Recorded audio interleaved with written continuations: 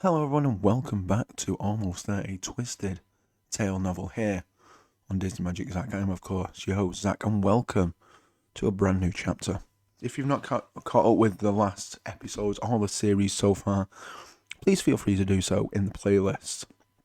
It'll be in the top right for you or in the description down below. Feel free to go check it out to catch up, just to recount from last week's episode or any episodes that you might have missed. We are currently on chapter 17. So without further ado, let's get into it. Naveen paced the length of the veranda, counting his steps as he travelled from one end to the other. It spanned the entire front of the cafe, where he was set to meet a representative of Dugas Candy Company. If the man didn't show up soon, Naveen feared he would wear a trench into the wooden planks. Setting up the meeting on such short notice had taken a bit of finessing, but if there was one thing Naveen was good at, finessing was it. Now he had to exploit that skill into convincing the area's largest candy company to partner with LaBeouf Sugars. He stopped his pacing long enough to look out at the street signs of John Dugas, the son of the owner of the company. The fog made it difficult to make out the faces of the people who walked by. Not that it would make much of a difference to him. He had never seen John Dugas before, but he'd been in America long enough to recognise that the people here displayed their status by the clothes they wore. Naveen was certain that being the son of a rich candy maker, John Dugas would arrive in a suit and tie, possibly a top hat. If the average person were to look at Naveen on any great given day, he would probably think he'd grown up in a pauper. He'd worn his best pair of trousers, but his favoured comfort over formality. Stuffy attire made him itchy, and he only wore it when absolutely necessary. He stopped pacing as panic seized him. Maybe more formal dress was necessary for a day like today. Maybe Dugas would take one look at him and think he wasn't serious enough to go into business with. What did Mr. LaBeouf always tell him? He had to look the part of a businessman if he wanted to succeed in business. Did he have time to run home and change into something more conventional? Naveen took off for the veranda steps, but stopped at the sight of a young man wearing brown slacks and a sleeveless pullover, not much different from the one Naveen wore. "Mr. Dugas?" he asked. "Yes, are you Naveen?" He tipped the bill of his derby hat. "Pleasure to meet you." John Dugas was about his age, and the cheery smile that Naveen could make out even through the fog. Naveen suddenly felt foolish for being so worried. He and this man would get along just fine. They talked for 2 hours over cups of coffee and tea biscuits. Naveen had strategically chosen a cafe that used LaBeouf Sugars in all their desserts, but it soon became apparent that Dugas could not be so easily sweet-talked into a deal. "I have to warn you," the man said as he stirred another teaspoon of sugar into his cafe au lait. "LaBeouf Sugars has some stiff competition. This area is full of sugar mills that have been vying for our business for years. What makes you think LaBeouf is the one for us? Because none of those other mills are bigger or more successful than LaBeouf's," Naveen stated with certainty. Dugas nodded. "True, but there are logistical issues as well. Dugas Candy Company is headquartered across the lake. Will LaBeouf make that extra inconvenience worth our while?"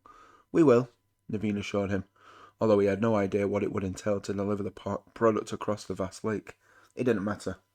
If he landed this contract for LaBeouf's, he would do whatever it took to make sure it was a success. Not only did he want this for himself, but after his recent interaction with Tiana, Naveen had a burning need to show that he, too, could prosper. Seeing how hard she worked to make her restaurant a success made him want to do the same in his job. "I can personally guarantee that no other sugar mill will provide the same service as LaBeouf's," Naveen continued. "Nor will anyone else provide a superior product. With LaBeouf's, you get the best." Naveen wasn't sure how long John Dugas could turn down such a fabulous sales pitch. "You drive a hard bargain, but I have one more question," Dugas said. "How did you know we were in the market for a new supplier? We just got rid of our previous one a couple of days ago." Naveen leaned in close and smiled. "It's my job to stay on the top of such things, and if you go with LaBeouf Sugars, we will bring that same diligence." By the time Naveen walked out of the cafe, he felt so light he practically floated down the steps. It wasn't a sure thing. John Dugas was much too savvy a businessman to show his hand, but it was close. Naveen could feel it, and he would be the one to make it happen. Possibly, maybe, right? He cursed that little nugget of doubt. But after being a screw-up for so long, how could he be certain that this time things would be different? Dugas could very well be meeting with other sugar suppliers that very minute. having the same friendly conversation. Naveen returned to the sugar mill and went on his daily tour of the factory floor. He spotted Randy Boudreau coming out of the boiler room. "Hey, Randy," Naveen called. He looped an arm over the man's shoulders. "Thanks for that inside information about Dugas's." Even though he could barely hear his own thoughts above the noisy industrial equipment, Naveen leaned in closer than no one else would overhear. "This is only between me and you, my friend, but the Muff Sugars may be their next supplier. Pretty good, eh?" "Oh yeah?" Randy asked. "Was it the new cane seeds we were using that did it for him? That ribbon cane produces a much sweeter juice." "Aye." Naveen frowned. "I didn't think to tell him about that." Naveen cursed under his breath. Don't beat yourself up, boss. I don't think it makes a difference." "But it could." Competition was fierce. Dugas had said so himself. Any leg up Naveen could give the Buff Sugars would be a good thing. Naveen looked at Randy's soot-covered face with the same curiosity he'd felt every time he chatted with the man. "I should have brought you along to my meeting," Naveen said. "Your mind is sharp, Randy. How did you end up working on the shop floor?" He immediately held up his hands. "Not that there is anything wrong with that. You guys do incredible work down here. I just wondered why you don't try your hands at sales. I think you would do a good job." Randy shrugged. "I come from poor folks on the bayou. Folks like me don't get to wear them fancy sweaters to work." Another shrug. "That's just how it is." Naveen watched him as he walked back towards the boiler room. He wasn't so clueless as to recognise what it meant to be born into privilege, but he had never thought about those who were held back simply by the chance of their birth. What would he have done with his life had he not been the son of a king and queen of Maldonia? Would he even have the fortitude to work at the Buffs? What was he without the royal blood that ran through his veins? Naveen's head was buzzing as he climbed the stairs up to his office. He was so distracted that he almost missed the fine linen envelope on his desk. His pulse quickened as he picked it up and turned it over. Naveen sucked in a swift breath. The royal crest of Maldonia was branded into a seal of gold wax. He quickly loosened the seal and pulled out the letter. "Our dearest Naveen, it has been a year since you embarked on your journey to North America. Your mother and I now see that we were harsh in our initial decision to cut you off from your rightful inheritance. Please accept this correspondence as an apology and an invitation to return to your home in Maldonia. You have already prepared the southwest wing of the palace to serve as your residence. This comes with a slate of servants to tend to your needs and a healthy stipend to cover your expenses. I expect your response to our invitation within the next 2 weeks, in congruence with your mother, the Queen, your father, the King of Maldonia."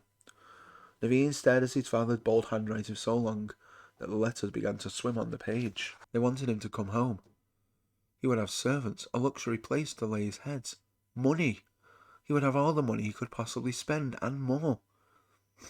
So why did it suddenly feel as if he'd eaten too many biscuits at the cafe? Perhaps because, as easily as he could think of all he would gain by returning home, it was just as easy to consider all he would lose, like the friends he made here in America, like the satisfaction he experienced after an honest day's work, the fulfillment that came only with knowing he was earning his own way, like the chance to get to know Tiana better. He was meeting Charlotte at Tiana's place tonight for a big celebration to the ring in the Mardi Gras season. He felt a lurch of excitement just knowing he would get the chance to see her soon. Who knew? Maybe this time she wouldn't run away from him. But that would all be irrelevant if he returned home. Naveen pressed a fist into his stomach and slumped into his chair. He brought his elbows up on the desk and cradled his head in his hands. The decision his father had put before him felt like an anchor in his gut. Would it make him foolish to turn down their invitation to return to life he'd known back in Maldonia? Or would it make him a failure to accept it?